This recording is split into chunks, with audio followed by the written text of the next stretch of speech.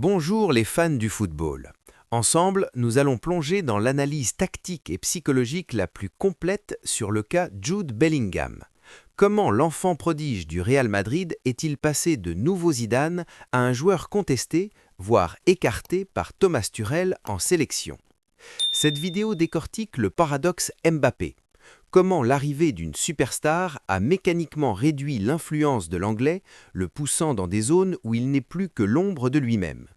Nous analysons les choix radicaux de Thomas Tuchel pour l'Angleterre, préférant la structure collective au talent individuel brut, un choix qui rappelle les échecs des Galactiques ou du PSG de l'ère Neymar-Mbappé.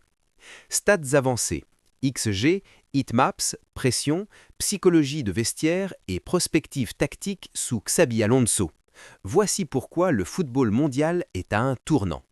Est-on en train de vivre la fin du star system au profit de la machine collective? Décryptage d'une prophétie qui est en train de se réaliser sous nos yeux.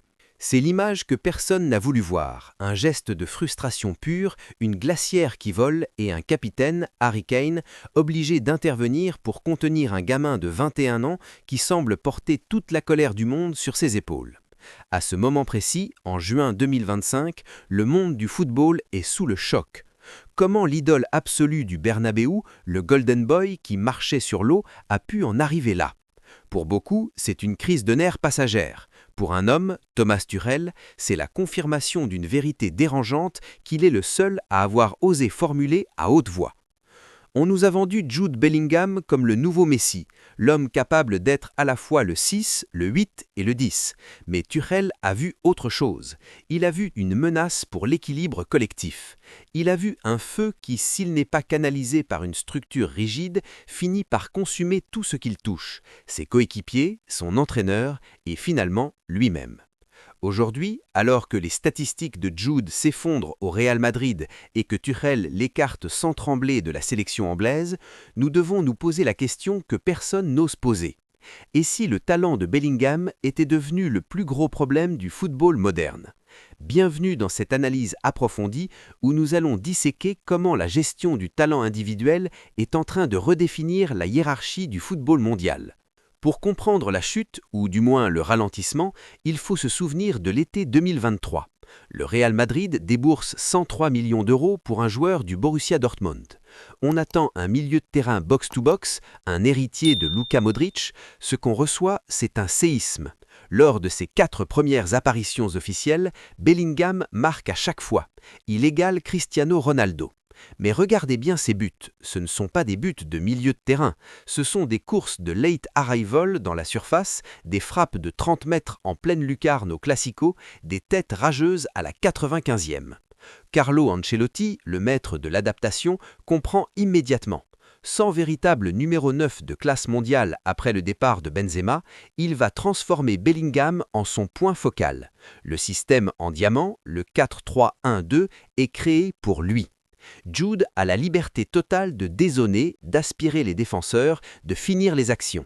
Résultat, 23 buts toutes compétitions, confondues. Il n'est plus un joueur de foot, il est une icône culturelle.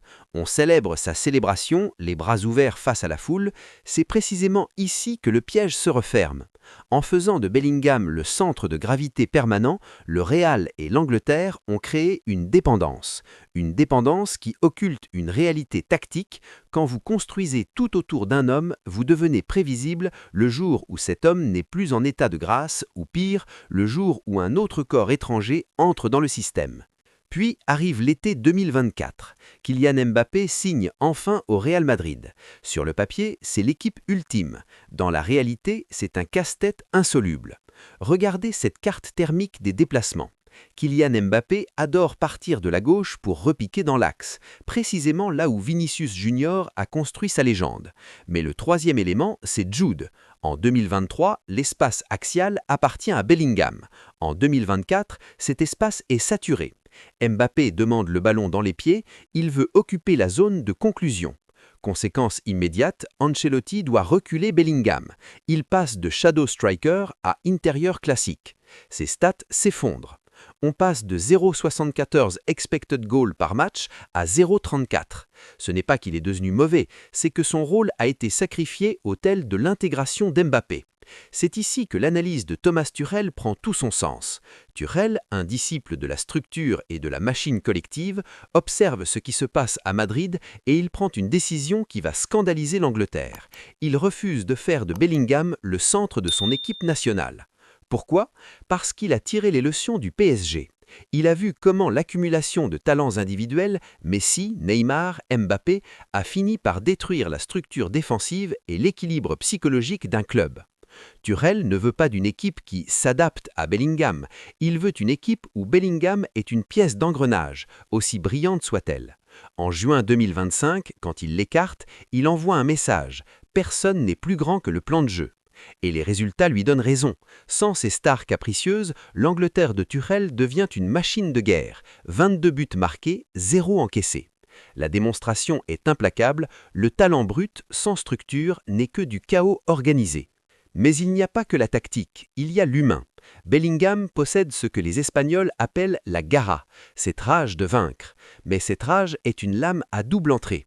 Quand tout va bien, c'est un moteur. Quand le système change, quand les buts ne viennent plus, quand le corps lâche, cette rage se transforme en frustration toxique. Les blessures s'enchaînent, l'épaule en juillet 2025, les ischio-jambiers en février 2026. Pourquoi? Parce que Jude joue chaque match comme si c'était le dernier, avec une débauche d'énergie qui n'est pas tenable sur le long terme pour un milieu de terrain moderne.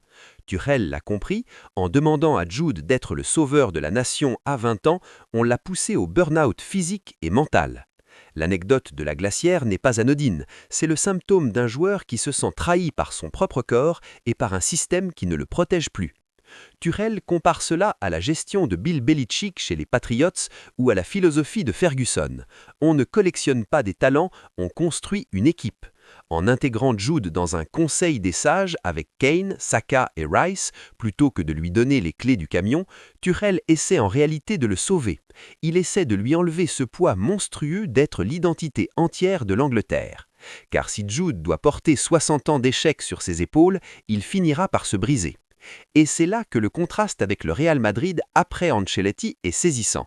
Sous Xabi Alonso, pressenti pour succéder au Mister, la place de Jude n'est plus garantie par son seul statut. Valverde et Tchouaméni apportent une rigueur défensive que le Bellingham actuel, trop attiré par la lumière du but, a parfois tendance à négliger. Alors, quelle est la suite? Nous sommes à l'aube d'une révolution.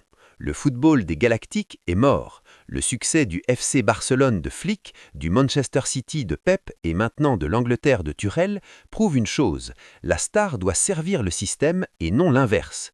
Pour Jude Bellingham, le défi est immense. Il doit réapprendre l'humilité tactique. Il doit accepter de ne plus être celui qui marque le but de victoire à la 90e pour devenir celui qui permet au bloc de rester compact, celui qui déclenche le pressing, celui qui fluidifie le jeu de transition. C'est le paradoxe ultime, pour devenir le meilleur joueur du monde, Bellingham doit peut-être accepter d'être moins visible. Tuchel n'est pas un fou, c'est un visionnaire qui a vu la frissure avant que le mur ne s'effondre.